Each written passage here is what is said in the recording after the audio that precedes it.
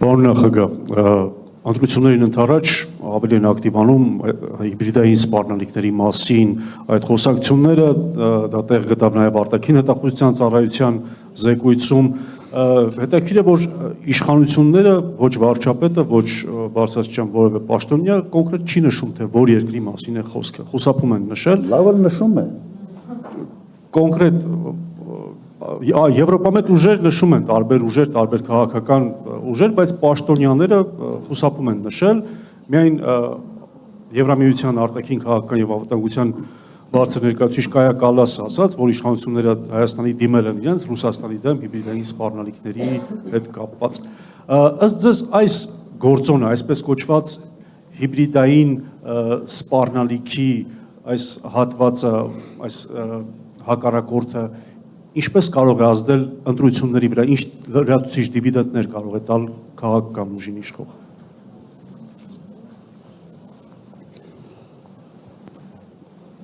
Եվրոպացուց հայտարարությունները, թե ակնարկը Ռուսաստանի նկատմամբ։ Իմ տպավորությամբ, որ սա նայած ով ոնց կիրառի այս ամենը։ Իսկ եթե ընդհանրապես խոսանք հիբրիդային պատերազմի մասին կամ խոշոր պետությունների ազդեցության մասին փոքրերի վրա, հիմա տեսնում եք Տրամպը ոնց է իր հարցերը լուծում։ Մեկը ինչ որ մի բան ասեց, դուրը չեկավ, նույնիսկ իր պարտներներին եվրոպացի։ 200% տարիվ, 50% տարիվ, 70% տարիվ, այս կանեմ, այն կանեմ, ու աշխատում է։ Այնպես չի որ չի աշխատում։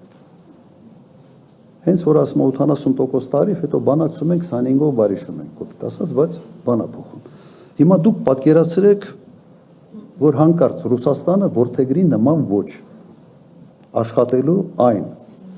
տարածքների վրա, որոնք պատմականորեն այսպես համարվում է Ռուսաստանի ազդեցության գոտի։ Հիմա պատկերացրեք օրինակ, ինչ որ մի բան հիբրիդային պատերազմից խոսած, կամ Արեն Սիմոնյանը մի հիմարություն ասաց հերթականը, օրինակ Ռուսաստանի նախագահ տեսականորեն հայտարարում է 200% տարիվ Հայաստանի վրա։ Ինչ ենք անելու։ Մենք ընդունում ենք, որ Միացյալ Նահանգները կարող է այս քաղաքականությունը վարել, բայց մենք նույնիսկ մեր մտքով չի անցնում, որ Ռուսաստանը կարող է նման բան անել։ Որտեղ Ռուսաստանը իրեն այնպես է պահել այս ընթացքում, որ մենք չենք էլ պատկերացնում, որ կարող է անել։ Բայց Ռուսաստանի լծակները մեր վրա նման կարգի քաղաքականությամբ ազդելու հսկայական են։ Հսկայական են։ Նման կարգի մին քայլ անեն գյուղատնտեսության նկատմամբ պրոբլեմ է, որովհետև մենք մեր գյուղարտադրանքը բացի Ռուսաստանից ուրիշ չի գնում։ Մի պահ պատկերացրեք, որ Ռուսաստանը, այսպես ասենք, հիբրիդային պատերազմի շրջանակներում նման մի քայլի դիմի։ Ես հիշեցնեմ, հիշողությունս լավ է։ 19 թվական Վրաստանում Գաբունիա անունով մի լրագրող կար։ Բավական հայտնի Ռուստավի հերոստա ընկերության եթերում շատ կոպիտ արտահայտվեց Ռուսաստանի վերաբերյալ եւ Ռուսաստանի նախագահի հասցեի հայ հոյանքներով։ Դուք չեք հիշում ինչ է եղել դրանից հետո։ Հիշեցնեմ, երևի հիշում եք, անմիջապես կաղնեցրին ամբողջ առևտուրը, բոլոր թռիչքները չեղարկեցին, դա եղավ հուլիսի սկիզբ, ոչ մի ինքնաթիռ այլևս այդ հաղորդակցությունը օդային կտրեցին, հսկայական կորուստներ ունեցավ ամբողջ Վրաստանի բիզնեսը, տուրիստական սեզոնը մեռավ, որտեղ 70%-ը Ռուսաստանի քաղաքացիներն էին։ Վրացիք այդ լրագրողին գործից հանեցին, ներողություն խնդրեցին եւ ժողովուրդը հասկացավ, թե ինչքան է իր տնտեսությունը, իր բարեկեցությունը ամեն մարդու, ինչքան է կախված Ռուսաստանից։ Բաթումի այդ հյուրանոցների այդ ամառը դատարկ է։ Ինչի համար եմ ես դա հիշեցնում։ Որտեղ Ռուսաստանը շատ համբերատար է եւ իրենք մեզ գիտեք ոնց է նայում։ Իրենք Նույնիսկ եթե մեկը ինչ որ կտրուկ ասում է, միգուցե մի քայլ անենք եւ այլն, նայեք ամերիկացիք ինչ են անում։ Ասում են, բայց հայ ժողովուրդը մեր մասին ինչ կմտածի։ Շատ զգայուն են նրա վերաբերյալ, թե մեր ժողովուրդը ինչ կմտածի Ռուսաստանի նկատմամբ։ Սա գալիս է մեր sense ընդհանուր անցյալից, գալիս է որ մեկ երկրում ենք եղել, շատ գործոններ կա, նաև մշակութային կապերից, ազնական կապերից, սրանից է գալիս։ Բայց պատկերացրու, եթե մի պահ ուղղակի պատկերացրեք, եթե սկսեն վարվել Միացյալ Նահանգների պես։ Տրամպը չի մտածում, մեքսիկացին ինչ կմտածի, երբ որ ասում է տարիֆները 100% քննարկենք, կամ կանադացուց չի մտածում նա ինչ է մտածելու։ Իր ձերքին այս լծակը կա, կիրառում է, ասում է, հնարավորություն ունեմ, անում եմ։ Ու մենք դա չենք գնահատում, հակառակը, մենք Ռուսաստանի հասցեին ինչ ասես ուղղակի կամ անուղղակի փորձում ենք ցեղ շպրտել Ռուսաստանի վրա, չմտածելով, թե ինչ կարգի լծակներ ունի այդ երկիրը ազդելու համար մեր ժողովրդի տրամադրության վրա։ Ոչ միայն գյուղատնտեսությունը։ Դուք վերցրեք, վերջերս հրապարակվել է հարկատունների, խոշոր հարկատունների ցուցակը։ Վերևի 10 վերցրեք։ Դրանից 8 ամբողջությամբ փող են աշխատում Ռուսաստանի հետ հարաբերությունների վրա։ Մի հատ այս սենց մի հատ բանով կարան դրանց մուտքը Ռուսաստան փակեն։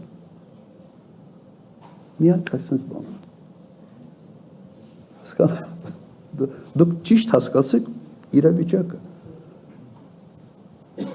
Եթե փորձ են նման բան անել, ես առաջինն եմ լինելու, որ խնդրելու եմ չանեն, իմ կապերը օգտագործելով։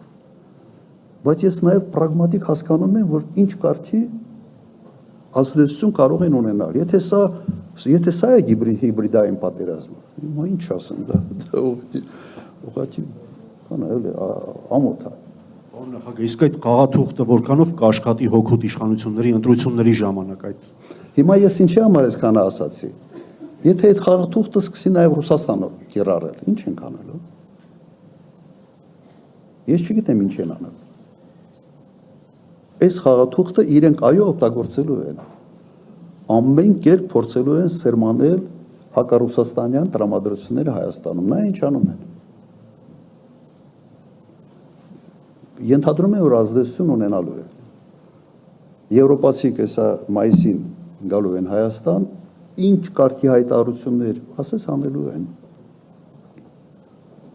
Իմիջիալս դա նույն Եվրոպան է, որ ասես լավ խրախուսեց ուկրաինացուց մտնել խորը ասես պատերազմի մեջ եւ հիմա ինչ Ստամբուլում պայմանավորում էին 22 թիվ ապրիլ ամիս։ Ընդամենը 1.5 ամիս էր պատերազմը, 1.5-2 ամիս։ Եվրոպացուց ակտիվ մասնակցությամբ ձախողել են բանակցությունները։ Եվ արդեն 4-րդ տարին է։ Ազդելու է։ Ինչ ենք անելու, պիտի փորձենք հակազդել։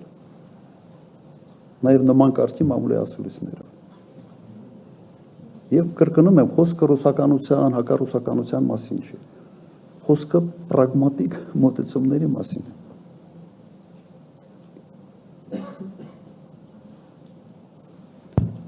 Իդեպ մի բան էլ ավելացնեմ, իմ ժամանակ Եվրոպայի հետ առևտուրը մեր արտաքին առևտրի 20%-ից ավելն էր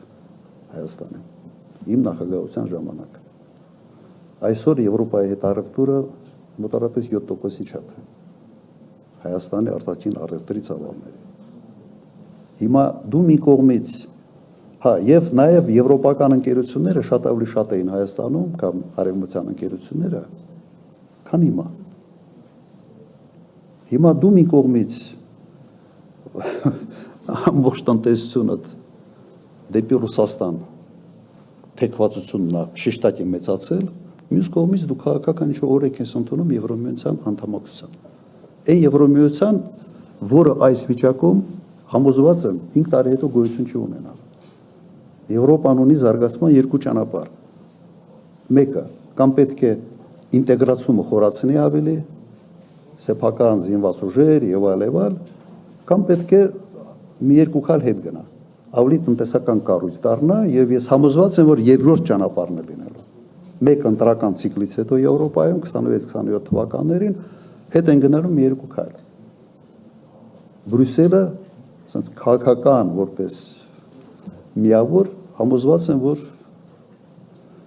մնալու է որպես տնտեսական, որտեղ բոլորին դա ձեռնտու է զուտ տնտեսական առումով, բայց քաղաքական կոմպոնենտը շեշտակի թուլանալու է։ Չեմ կասկածում։ Մի մեջբերում բերեմ։ Բելգիայի վարչապետ, գործող վարչապետ, իր վերջի հարցազրույցների մեկի ժամանակ ասել է հետևյալը. մենք կաղանացենք ընտրության առաջ լինել երջանիկ վասսալ կամ դժբախտ ստրուկ։ Ես չեմ ասել, մեջբերում է, ասել է դա Դավոսում։ Իմ վիճարուս խելոք մարդ։